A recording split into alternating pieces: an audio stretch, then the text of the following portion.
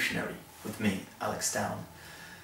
Today we're going to be featuring the wines of Dr Hermann, a producer from the Mosel region in Germany. But before we do that, a quick word about the Riesling Revolutionary, as this is our first video blog. I launched the site back in June of this year, and I've just been overwhelmed by the reaction. You know, some great site hits and some great feedback from people, so really appreciate that. Those of you who have been on the site may already know that, or will already know that normally I power out the content by way of the written word, and nothing's going to change there, but I'll continue to do that. But I just thought, in terms of getting the word out there about this brilliant grape, and also, you know, might be a bit more fun in terms of tasting, to start these video blogs. So really excited about it. This is the first one, hopefully the first of many, and get them out on a weekly basis. So here we go. And I should probably say, you know, why Riesling? I love this grape so much. It's so dear to my heart. You know, it's an underdog, and every time I see it getting slapped around by the consumer or the media, and it just breaks my heart. But I think with your help, I can together we can really take this fight to the masses and get the word out there, because it has so much to offer. You know, from the same vineyard, you get a bone dry wine through to a spritzy off dry, all the way through to a lusciously sweet Trockenbeerenauslese ice wine. And no other grape can do that. No other grape comes close. So that leads me seamlessly on to these wines here by Dr Hermann. Must admit, I'm not totally familiar with the producer. I haven't actually had his wines before, but you know, the Mosel region, where they're from, is renowned internationally for its Rieslings. It takes its name from the Mosel River, which winds its way through the region. And this particular vineyard, the Ürziger Würzgarten, is also world renowned. It truly is an amazing vineyard. It's incredibly steep. You can barely walk up it. So steep the vineyard is the vineyard, and as a result, it reflects, or rather absorbs the sunlight. It's the perfect angle to catch the sun. The soils are made from, or consist of slate and red clay, which again absorbs the sunlight.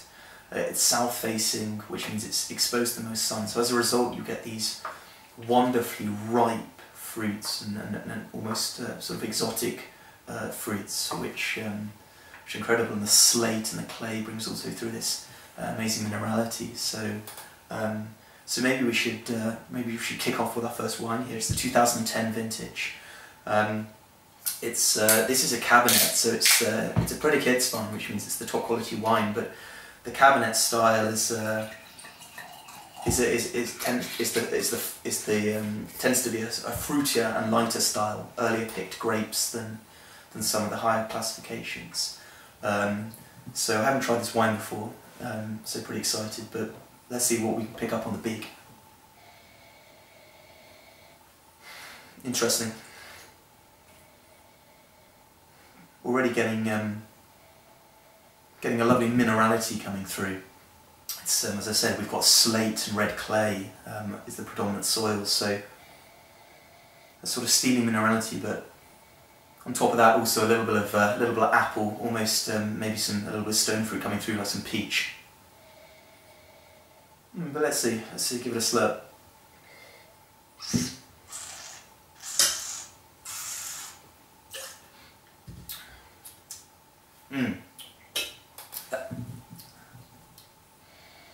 That is superb. The lovely thing about this wine is that it's off dry, so it comes in at 8.5% alcohol, so really low alcohol, but the fermentation process has been stopped to leave a bit of residual sugar in there. So as a result, you have these really vibrant flavours, which is nicely balanced. It's got a high acidity, which is the Riesling grapes renowned for, but also having that sugar in there means that it's beautifully balanced. When you have it, it's spritzy. But it's also incredibly refreshing, because you get that hit of sugar, but then the acidity just takes it away.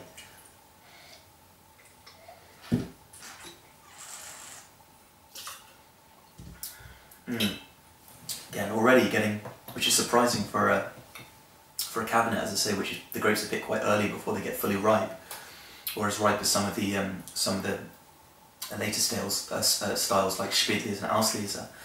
But already almost getting some honey notes. Definitely that apple's coming through, which we picked up on the beak.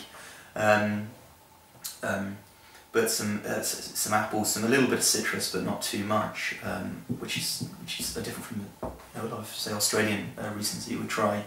But a lovely round, so almost stone fruit character with that honey, and also you can definitely taste that minerality. That's almost like slaty feel, but really cracking start. So I haven't tried this producer before, but already pretty excited about this. So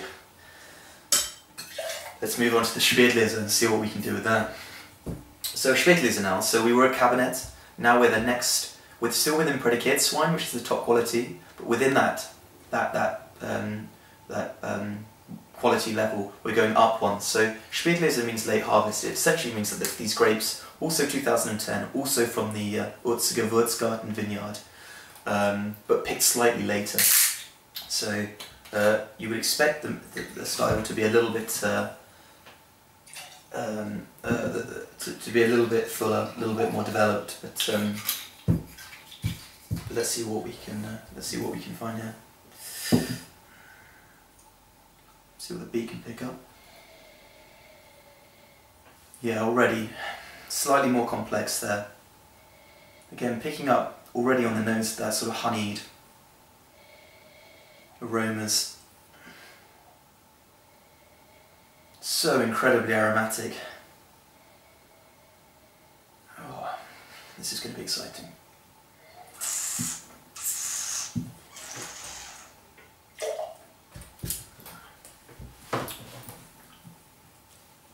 Wow.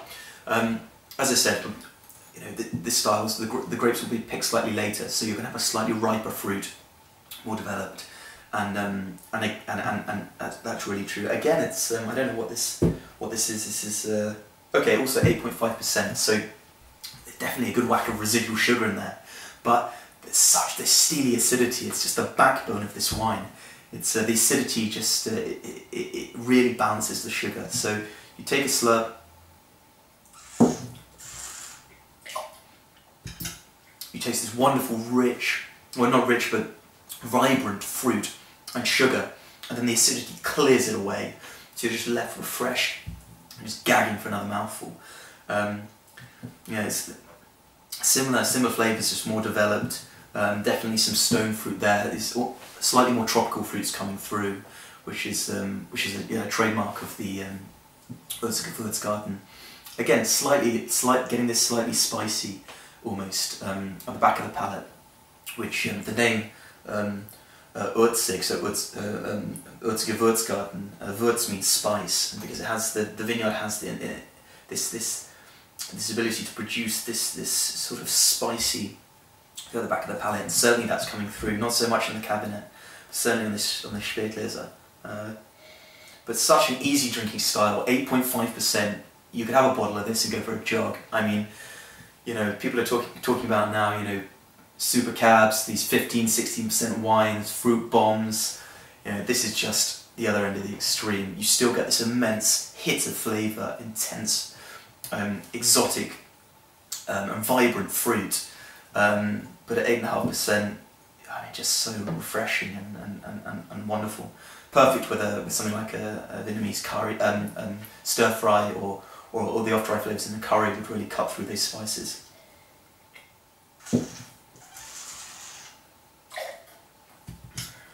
That is absolutely tremendous, exciting stuff. So now we move on to the third wine, which is a Trockenbeeren Auslese. Try saying that 10 times quickly after a few bottles of it. But it's so we've moved from the Cabernet to the Spätlese, and then the next level is Auslese, next level is Beeren Auslese, and then the top category is Trockenbeeren Auslese. So that's what we've got here. It's again 2010, the Ürziger Würzgarten vineyard. It's so these are effectively the ripest grapes. They're picked latest, and as a result, you'd expect them to be very ripe. It's only 7% alcohol, so again, there's going to be, I would imagine, a huge amount of residual sugar in here. The grapes had so much sugar in them because it was so ripe when they were picked that the fermentation process has stopped. Low alcohol, big residual sugar, but let's see how we get on. This style tends to be, you tend to get a lot of exotic fruits. It's very rich, but let's not jump to any conclusions before we get to try it. Okay, look at this. It looks like nectar. Beautiful, beautiful colour. It's almost syrupy in appearance. Already, the beak is picking up some serious activity, so let's give it a go. That is just unbelievable. The wonderful thing about Riesling is it's like Sauvignon Blanc, like Albarino, these other varieties. It's an aromatic variety, so you're always getting a real hit on the nose. So that's terrific. You're here, definitely more honey. Again, the minerality is coming through in the nose, but very tropical fruits here. We're getting almost, I don't know, definitely some stone fruits, but some peach, apricot maybe. Oh, that is just tremendous. Right, well, if it's half as good as the palate, it's going to make me a very happy man.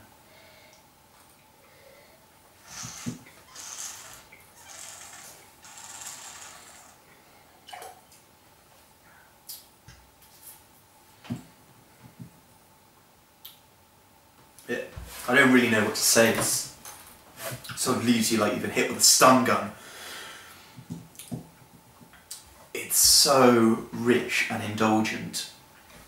You just want to be locked away with a case of this. Firstly, say, unsurprisingly, huge amount of residual sugar here. Those berries were so ripe. There's a lot of sugar left in there. Like these other two wines, although a much lighter style, the acidity helps. It really cuts through. When I swallow, I get these luscious fruits, some pineapple, but even more tropical, sort of guava coming through, passion fruit, as well as that sort of honeycomb as well. But you're left with that, but then the acidity cuts it out. It's almost refreshing. It's moreish. You just want another sip.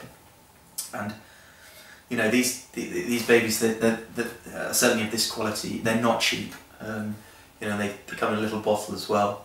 375 millilitres, so they're not cheap, but for a special occasion, you know, these will live forever, these wines. You can just put a wine like this, put it away, come back 50 years later, you know, and it'll just dance its way across the table. Such is the structure of the wines.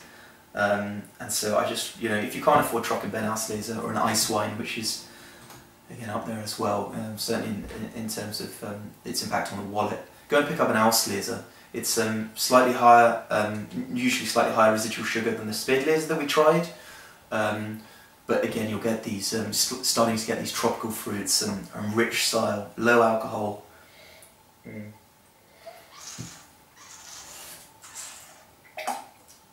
And oh my goodness, that's just, one of the things about it as well is just the flavour just stays with you. You swallow, you know, I can have a conversation for half an hour, I would imagine. The flavours are still there. Certainly off that first hit, you know, 2 minutes later, they're not going anywhere. Sign of a great wine. So there's always the finish. How long are those flavours going to linger? And so I haven't tried, as I said earlier, I haven't tried these wines by Dr Hermann before, but familiar with the region, clearly so well known, and Ürziger Würzgarten, which is you know, a world-renowned vineyard. But Dr Hermann, you're doing a pretty damn good job. Next time I'm out there, certainly drop by and say hello. And you know, thanks for producing wines like these. You make my life as a Riesling Revolutionary, putting the word out there to the masses a heck of a lot easier. So exciting times. I'm not sure if these are available in the UK yet, but I'm sure if you contact him directly on his website, you'll be able to pick them up. You know, I certainly advise that. But it's a great start. It's a great way to kick off episode 1 here on the Riesling Revolutionary. And And yeah, stay tuned, check out the site, and thanks very much for tuning in. See you next time. Thanks.